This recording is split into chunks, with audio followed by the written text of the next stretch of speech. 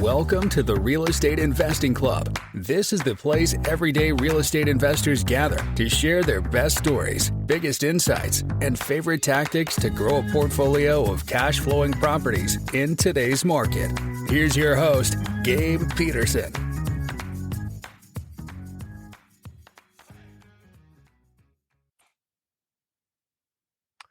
All right. Welcome back to another episode of the Real Estate Investing Club. Today we have Wyatt Simon with us. Wyatt is a multifamily man with over $20 million in assets under management. He is here to talk about the BRRRR strategy, which surprisingly we don't often talk about here. And I feel like we are remiss because that is really what everybody should be doing. We were just talking before we got on the show. I haven't done it often with my own properties, and I should be because there's so much money being left on the table. So Wyatt, I'm super excited to jump into this. Thank you very much for hopping on the show. Dude, thanks for having me. Gabe, I'm excited. It's going to be a good one. I told you before we got on here, we like to start with stories, and I'm sure you got a good one. So take us to the beginning of your real estate journey and tell us how'd you get started in real estate? So how did I get started in real estate? Bought a duplex, lived in one side, rented out the other. You know, it was like everybody said, Awesome. 22 years old, just wanted to reduce my expenses and do that thing. So after that, I said, okay, I wanted to buy real estate because I read Rich Dad, Poor Dad, but there's a problem. I didn't have any money. I was 22 and I just used an FHA loan to get a duplex with my little money that I had. So I was like, okay, how do I do this real estate thing? And I discovered this BRRRR strategy, which I'm sure we'll talk a lot more about today. But this BRRRR strategy allowed me to buy assets on credit lines, improve the assets, and then pay back those credit lines. And so, quote unquote, I could buy these things for free. Yeah. And that was my ticket. Once I figured that out, I was like, okay, I'm just going to use this strategy and do it as many times as possible to pick up these assets. Perfect. I love it. So you got started 22, you did house hacking. I did this exact same thing. I got a duplex, lived in one side. I didn't actually refinance it. I didn't really understand at the time that you could do that. I ended up selling it to buy my first mobile home park, which kind of went from there. But, you know, the house hacking strategy, it's tried and true. I love it. You know, when my daughter's older, I'm going to be like, girl, you got to do this. This is the strategy you got to use when you get into college. So take us into, you know, you're 20 million now, you're in multifamily. So there's been quite an arc since then. This was, it looks like 6 years ago. So once you did that first BRRRR, and actually before you go into the continuation of the story, tell people, what is BRRRR? What does it stand for? What's the strategy? Yeah. So BRRRR simply stands for buy, renovate, rent, refinance, repeat. And again, you buy it, you improve the value. Because the value is improved, you don't sell it and flip it. You actually refinance your capital back out and hold it as a rental. And if you do it right, you can refinance all of your capital back out. And that's how you keep it for free. Yeah. And it's a great strategy. And it's something I wish I knew earlier, because I had done flips earlier in my, you know, that first duplex, I sold it and I started to do flips after that. And I didn't realize I was selling them all. And this was in like, you know, late 2010s. And so I was getting a good value, but I could have held it for a little bit longer. And if I had refinanced, I could still have those properties in my portfolio. And every investor that I talk with, they all wish that they had kept more properties and sold fewer. And so that is what this strategy allows, is for you to keep the properties. So you mentioned before, you said you buy it on credit. So take us through the strategy. How'd you buy it? You know, if you use hard money, explain how that works, all that. Yeah. So to buy it, you either have to have bank financing, private financing, or hard money. One of those three. And so at the time I was 22, didn't really know all of those things, but I knew that this was the strategy that I wanted to do. And I didn't have money and no bank would give me a loan. So I went to the one person who I could trust. And I went to my parents and I said, hey, would you guys let me do this strategy? And they didn't have cash to lend me. We grew up very middle class. My dad lost a lot in 2 stock market crashes. I saw how that impacted our family. It was tough. But they did have their house paid off in cash. And so I said, would you guys let me take a home equity line of credit on this asset to then use to buy other assets and do this BRRRR strategy? And they said, absolutely not. I was gonna say that's a lot of trust. Yeah, no, they said absolutely not the first time, right? Yeah. But after 9 months of me educating myself, going to meetups, educating them on how this strategy works, eventually they said, okay, we'll give it a shot. We'll give you one chance. And I took that chance. I ran with it. It took me 6 months of making offers on the market and I was getting, lowball offer after lowball offer. I worked through 3 different realtors. No one wanted to work with a 22-year-old trying to put in these offers, but finally someone said yes. And I got a property. And then it took me another 6 months after work. I was working a full-time job. After work, I'm going and rehabbing on this house. Like I'm doing. Oh, you were doing your own work. I was doing because I didn't know any better. No one told me. Right. Yeah. Okay. And I was not a handy guy either. So what I had to do was I hired my buddy. My buddy grew up on a farm. He knew what to do. And so I said, hey, Nate, I'll pay you $25 an hour. Can you help me flip this house after work? And so for 6 months, we're getting Chick-fil-A. We're working from 5 to 10 or on the weekends, just getting this thing done. And all the things happened. I threw my back out on the property. Like it was just all the things happened. But at the end of it, it appraised out and I was able to pay my parents back the loan plus 9% interest. Plus, they got 50% equity in the property, even though I did everything. It's a good deal. It was a great deal for them, but it was proof of concept. It worked. Yeah. And then from there, it was off to the races. Smooth sailing, as they say. Yeah, I one of my first flips, I attempted to do the work myself as well. And I've told this story many times on the podcast, but basically we couldn't do electrical. And so I hired an electrician to come to do the electrical piece. And when it was either an electrician or a plumber, I can't remember, but we were walking through the property and he was looking at what he didn't know that I'd done the work, but he was looking at the tiling job on the floor. And he said, whoever you hired to do that tiling, don't hire him again. They did a horrible job. And I was like, shit. We did end up making money on that property, but the lesson is stick to your lane. And if you're doing flips, just be the flipper. Don't be the general contractor. It's not in your best interest. Yeah, well said. All right, so you did that first flip. Proof of concept was proven. You showed that you could make money doing this. After that, it sounds like you got into multifamily. How'd you scale it from that first deal that you did? So from the first deal, the next year I did about 3 deals. I was still just kind of doing this part-time. I got red tagged by the city. So I was forced to actually hire contractors. And that's what unlocked a layer for me, right? Which is who, not how, and staying to the flipper, as you said, because my tile work was not great either. And so then kind of the next solution that I had is it was 3 years into my journey when I got tired of buying single family deals on market.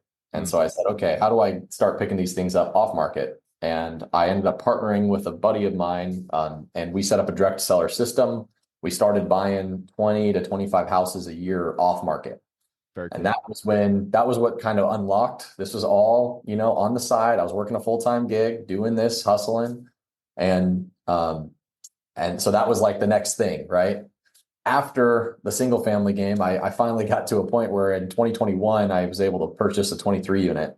And the light bulb went off when I bought that deal because it was a home run, right? Not everyone gets home runs, but it was a home run. And so that was when the light bulb went off and I was like, wow, the scalability of multifamily is just incredible. And so that was when we started looking to buy more multifamily. And, fast forward in the career, now we do have a single family acquisition company where we wholesale, flip, and BRRRR. And then we also have a multifamily acquisition company where we raise capital, we provide awesome returns to investors. And then I control all of it because I got burned with management. So I set up my own management company. So we're vertically integrated. We manage our entire portfolio in-house with our team. And that way, if someone looks me in the face and says, hey, here's my dollar, I want you to go make it work for you, I'm responsible for all of it from A to Z. And we're not relying on a third party like a management company to not be, right? Yeah, it is. It's ideal to find a third-party property manager that is good, but it is so difficult to find somebody that you can really trust and you can trust to do the job well. If you do find them, hold on to them, pay them well because they're worth it. But it sounds like you guys, you learned your lesson, and so you brought it in house, which is a good idea. In fact, the episode right before this one, I met with a gentleman who owns mobile home parks, and he actually outsourced. Well, I guess he didn't really outsource it, but he hired international property managers at a discounted rate to keep it in house, but still pay, a little bit less than you would a third party. So, love talking property management. But okay, you mentioned you still have your single family side, and then you also have your multifamily side. So now, kind of two sides of the business. On the single family side, you said wholesale, flip, BRRRR. Let's go through that. Those are three different exit strategies. Man, I can't talk today.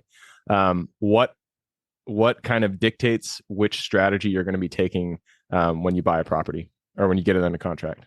Yeah, great question. So if we can pick up the property for free, quote unquote free, right? The BRRRR strategy, we'll do the BRRRR strategy.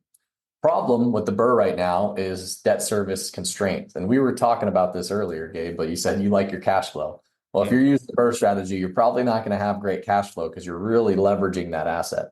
Yeah, it's great if you don't have any money and you can just recycle. But if you really want cash flow, then yeah, the BRRRR may not be the best method for you. The way you're going to generate the most amount of cash is with a wholesale or a flip. And so if we can't pick up an asset for free with a BRRRR and have it debt service, then we will wholesale or flip it because we still, want to make a profit on it. We still got marketing costs. And so that's our decision-making criteria. And when you're deciding between a wholesale and a flip, I generally lean towards wholesaling. If I'm choosing between a wholesale and a flip, just because wholesaling is a lot quicker, and it's a lot easier. What is the criteria you use to choose between the two?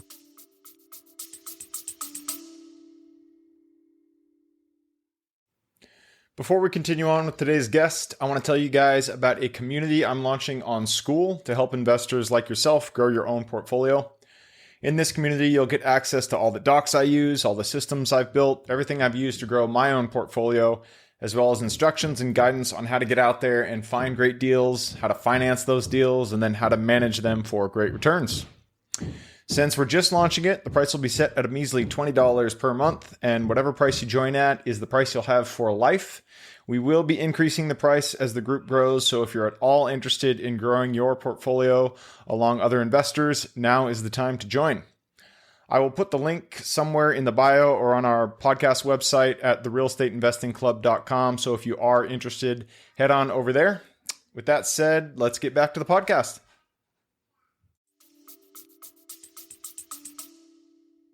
We will kick it out to our buyers list to see if it's going to make sense for us to wholesale. If we can't quite get the numbers that we think, which we have not had an issue, then we'll flip it. Or if we really, really love the deal and we want to actually flip it and we don't have many other projects going on, then maybe we'll choose to flip. But I would say 80 or 90% of our deals are wholesales, and then we'll flip a very few. Yeah, we've got enough things going on with the management company. Yeah, and that's the beauty of wholesaling is that you really get to choose those, cherry pick those deals that you really enjoy, that you really like, you really want to run through. So yeah, I love it. So let's talk a little bit about multifamily. When was the first multifamily deal you said as a 23 unit? When was that done? That was done in 2021.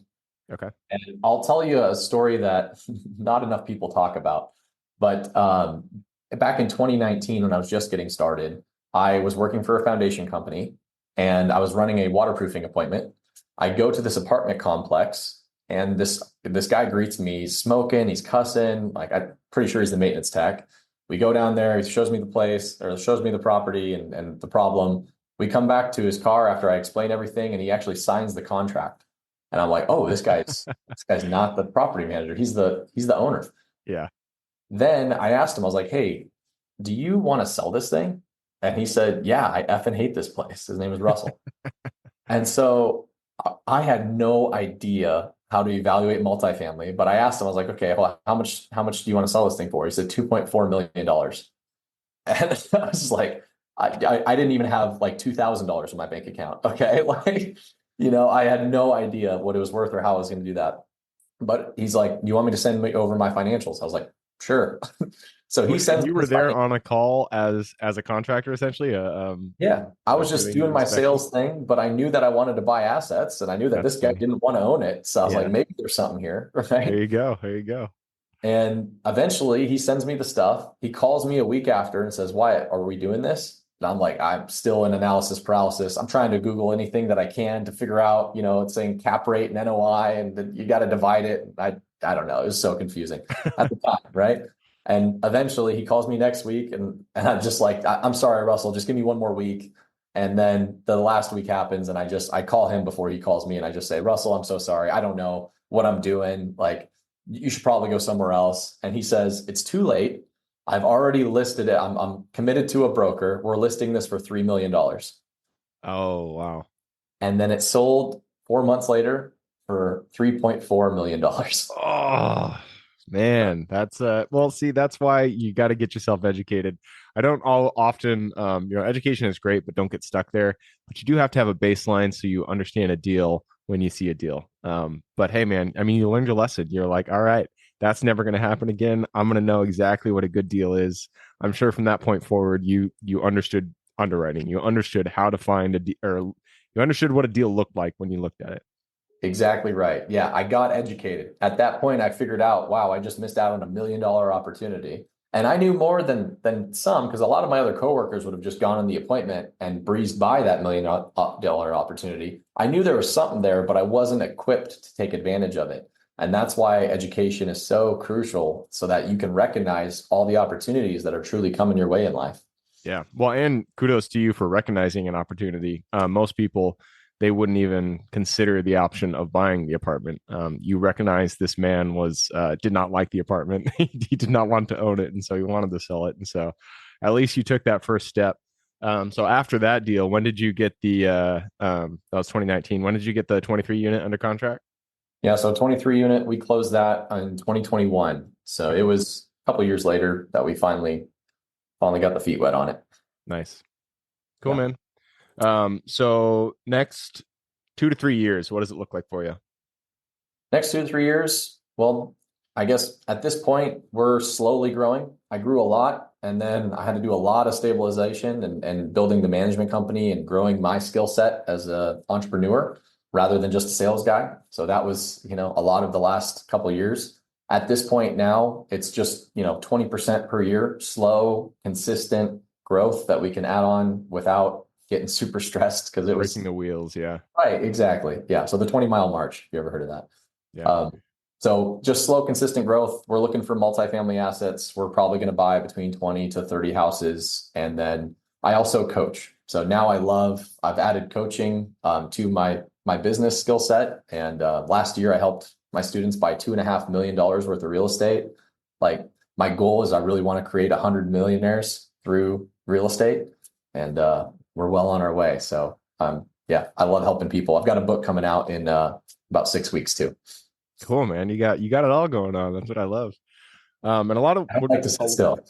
what a lot of people don't realize, especially on the commercial side, is it does not take that many deals to reach a level of financial freedom that most people are looking for. Most people, when they think of financial freedom, they think like $5,000 to $10,000 a month in cash flow, which is not that hard. And so, if you guys are out there and you want to reach that, start in commercial. I know everybody always say everybody starts in single family generally, but if you start in commercial, you raise capital, you find deals, you can get there pretty quickly. So I like that you're doing the coaching. I've tried that before. It's just I can't fit it into my schedule, but it's definitely a need out there. So it's good that you're doing that.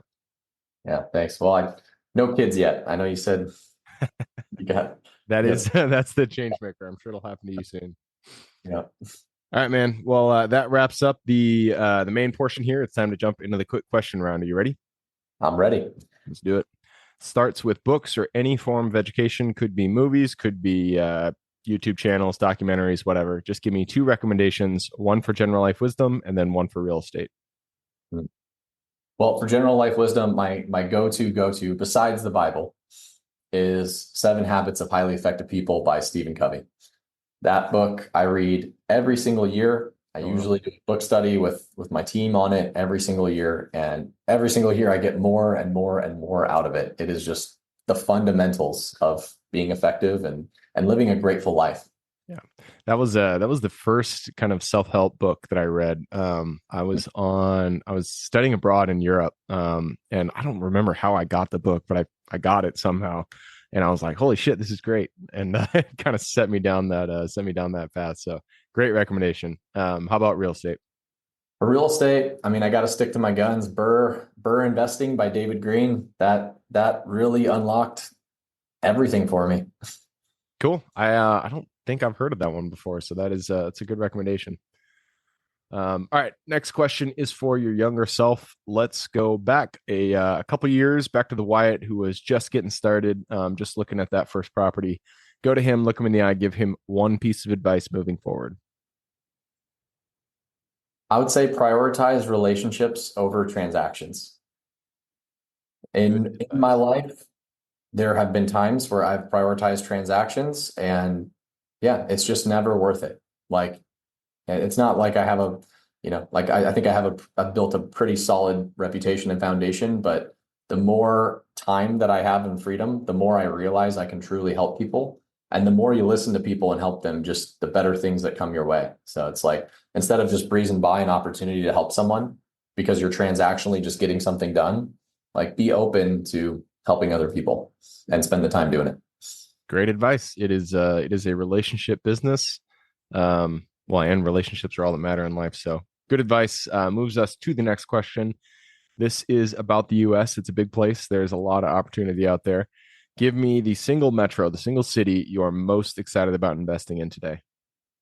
Omaha, Nebraska. Omaha, Nebraska. There we go. Best kept secret. That has been on a few people's lists. I asked this question to every single investor. We're at whatever episode 460 something, and that has been on a few people's lists. So Omaha, good metro. I actually don't know anything about it. I know that Mr. Buffett lives there, but that's about it. I've heard it's beautiful out there, so that's good. Dude, it's about 1 million in population, and we are now getting in national airports. Our airports, oh nice, and like $455 million into it, really expanding it out, and we're in the hub, right? So it's right in the center. Yeah, it's growing immensely. On top of that, we got a lot of people that invested in Berkshire 30, 40 years ago that are now passing away, and all of their wealth. There's just a lot of nonprofit work that's going into Omaha, over $500 million in just city improvements from private donors. Wow, that's crazy, man. Think about investing in Berkshire when it first got started. Didn't it like? I can't remember. I saw a stat one time. It's like if you put $1,000, in day one, it would be however much. It was a lot of money. I can't remember what it was. I believe it. Misquote it, but yeah, that would be great. That would be great. All right. Next question is about lessons learned. Not every deal goes the way that we expect it. A lot of time, a wrench is thrown into the mix, and things go a little sideways. But that's when we learn our greatest lessons. So, what was a deal that went a little sideways for you, and then what was the lesson you pulled from it? The Purple Palace. It was my third deal I ever did. So I got the duplex, I got the first BRRRR. It was my third deal. Right after that first BRRRR proof of concept, I bought this house, and I thought it was, going to be a home run. Well, it turned out I was working in the house with my buddy. The city inspector drove by and said, "What are you doing?" I said, "I'm working on the house."